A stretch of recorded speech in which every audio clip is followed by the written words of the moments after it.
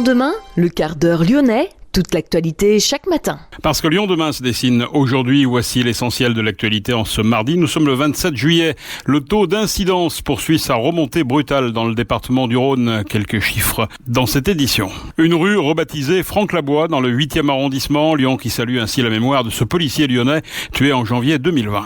Cagette Violette, un concept né à Lyon il y a 3 ans. L'objectif est de simplifier l'accès au circuit court en s'appuyant sur les producteurs locaux. Des casiers réfrigérés ont été mis en place à travers la ville pour permettre aux clients de récupérer plus facilement leurs marchandises. 24 heures sur 24, les explications de Chloé Fuel dans quelques instants. Panzani s'apprête à tomber dans le giron du fonds d'investissement CVC Capital Partners. Les Espagnols Debro Foods garderaient en revanche des marques de pâtes telles que Lustucru ou encore Toro Ailé pour le riz. Les anciennes usines des câbles de Lyon à Gerland reconverties en tiers-lieux durant les étés 2021 et 2022. Bouygues Immobilier expérimente sur cette friche industrielle différents usages pour à terme les insérer dans le futur quartier. Et puis nous parlerons bien sûr à la fin de cette édition des JO de Tokyo. Lyon demain, le quart d'heure lyonnais, toute l'actualité chaque matin. Gérald de Bouchon. Bonjour à tous, bienvenue dans ce quart d'heure lyonnais. Le taux d'incidence poursuit sa remontée brutale dans le Rhône. Il double pour atteindre 248 cas pour 100 000 habitants, alors que l'incidence moyenne en France est de 166. Ce taux d'incidence atteint même 791 chez les jeunes de 20 à 29 ans, c'est la population la plus touchée. Ces chiffres en forte hausse depuis 2 semaines pourraient pousser la préfecture du Rhône à prendre dans les prochains jours des mesures supplémentaires pour enrayer la flambée épidémique. Avec 607 nouvelles hospitalisations en 24 heures, 7079 patients sont désormais soignés pour Covid dans les hôpitaux en France, contre 6843 dimanche. Le nombre de nouvelles hospitalisations a presque doublé par rapport à lundi dernier, 360.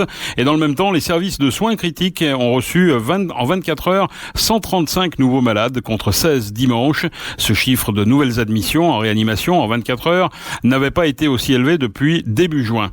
Notez qu'au total, 952 personnes sont hospitalisées en réa contre 886 dimanche.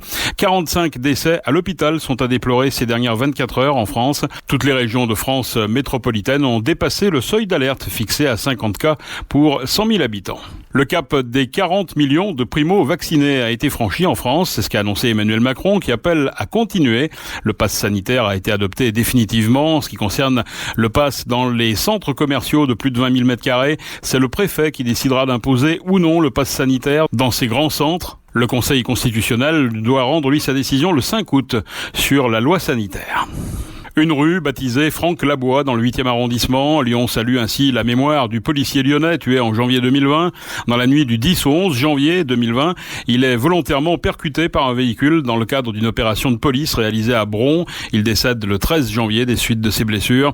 Le conducteur de 20 ans avait été arrêté dans le 8e 5 jours après les faits. La rue qui porte désormais le nom du policier est étonnante à l'hôtel de police du 8e. Lyon demain, cuisinez-moi. Cagette Violette est un concept né à Lyon en janvier 2018. Objectif, simplifier l'accès au circuit court en s'appuyant sur les producteurs locaux. Les explications de Chloé Fuel. Cagette Violette, un drive de produits locaux, vous permet de faire votre marché en ligne avec la possibilité de récupérer vos courses 24 heures sur 24. Bénéficiez de produits de qualité pour participer à un commerce juste à travers un circuit court avec des produits qui ne parcourent jamais plus de 100 km entre leur lieu de production et chez vous. Céline Sebrecht, cofondatrice de Cagette Violette, nous explique comment ça marche. Cagette Violette, c'est une jeune entreprise de la région lyonnaise qui a maintenant 2 ans et demi et qui a pour mission de simplifier au maximum l'accès au circuit court. Notre concept, c'est de proposer aux habitants de la métropole de faire leurs courses en direct des producteurs locaux et de les récupérer dès le lendemain dans nos casiers réfrigérés qu'on implante sur leur trajet quotidien. Alors aujourd'hui, on a 3 implantations de casiers. La première est en gare d'Oulin. La deuxième est au Cordelier et la troisième vient d'être lancée il y a 2 semaines au sein du centre commercial Confluence. Cagette Violette propose 2 services. Le service qui prend le plus d'ampleur aujourd'hui, c'est le service casier réfrigéré. C'est celui qui est accessible aux Lyonnais et aux urbains. Après, le métier historique de Cagette Violette, c'est de proposer du drive dans les magasins de producteurs. Ça, on a démarré mi-2019 et aujourd'hui, on propose 7 drives de magasins de producteurs qui sont plutôt installés en campagne, en périphérie de Lyon.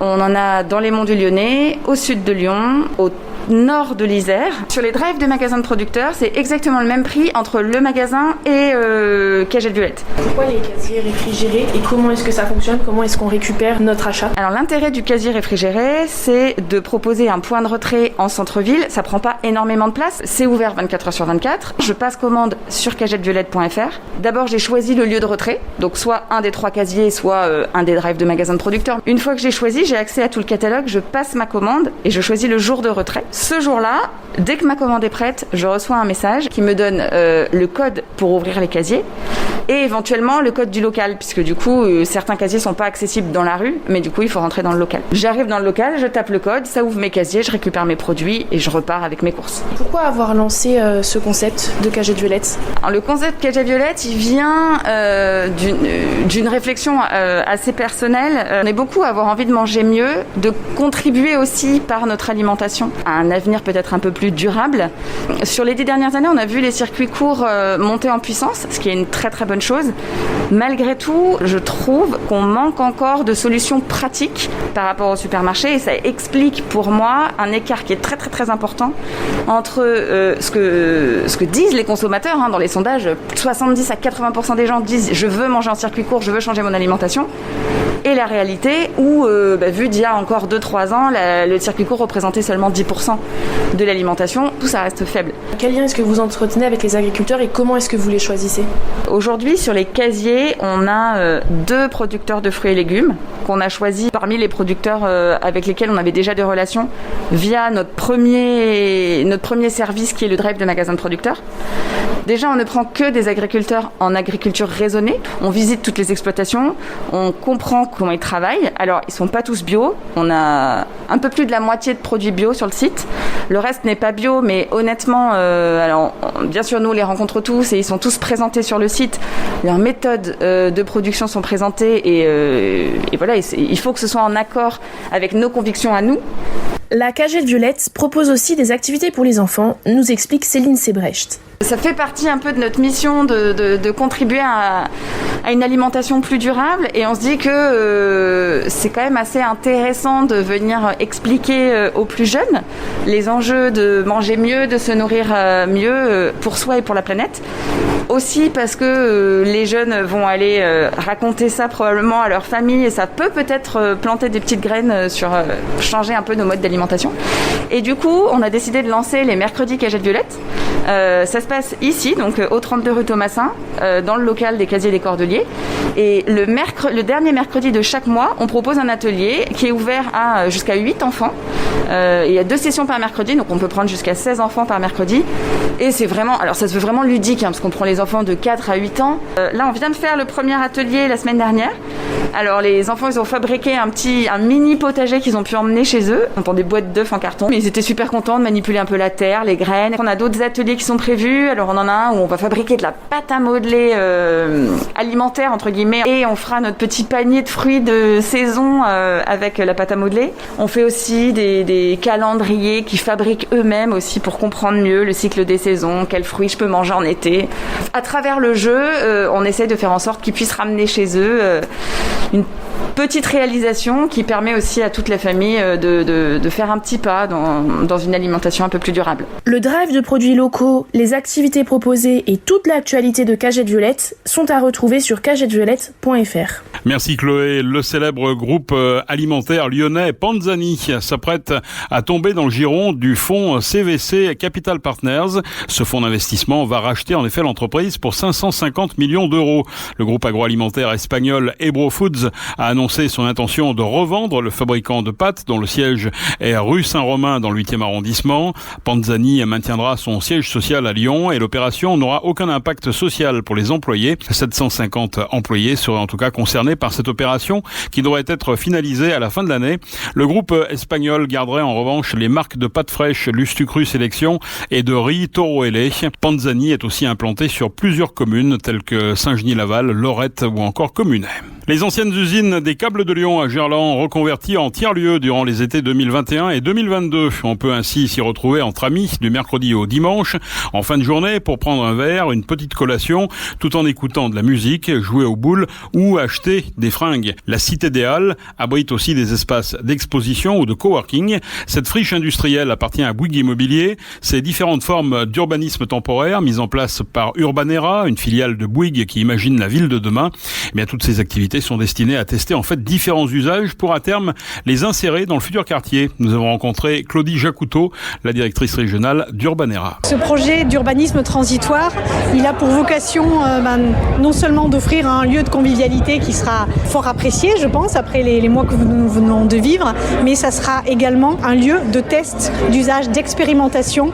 Et il se veut un lieu de préfiguration des usages futurs que l'on pourra retrouver à terme dans le futur quartier, avec du coup tous les usages qui ont été plébiscités par les habitants, par les riverains, qui vont du coup tester déjà cette année, sur les 3 mois, toute une diversité de services, de commerce, d'usages, et puis sans doute l'année prochaine, à nouveau, tout ce qui aura encore le mieux marché, on le retrouvera l'année prochaine, et puis peut-être on rajoutera en fait d'autres propositions à expérimenter, à tester. Voilà, on veut co-concevoir avec les habitants, les riverains, le devenir du site.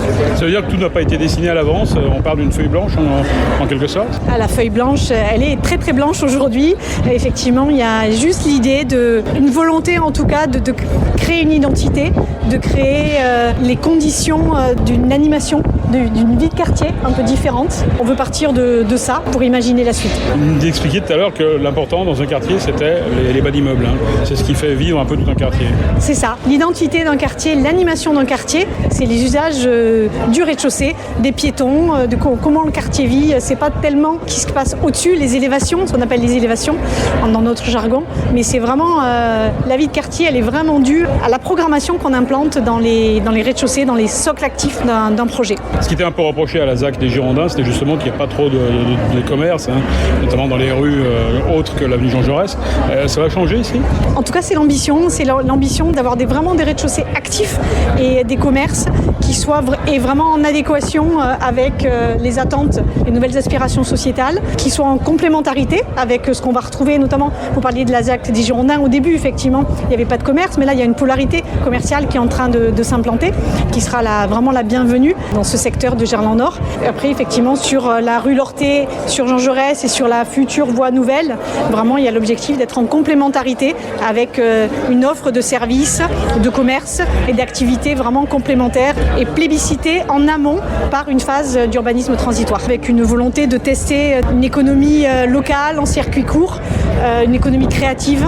Vraiment, il y a l'idée de tester de nouveaux modèles, de nouveaux modèles notamment de consommation alternative. Les 2 bâtiments anciennement Câbles de Lyon seront conservés? L'objectif, c'est effectivement de conserver ces deux halles industrielles qui sont vraiment des vestiges du passé du site, avec l'activité des Câbles de Lyon, Nexens. Et ils ont vraiment du coup beaucoup de cachets. Donc là, nous sommes dans la halle nord qui se situe rue Lorté. C'est le lieu de notre urbanisme transitoire de cet été, qui est une magnifique halle béton avec des piliers et une structure béton.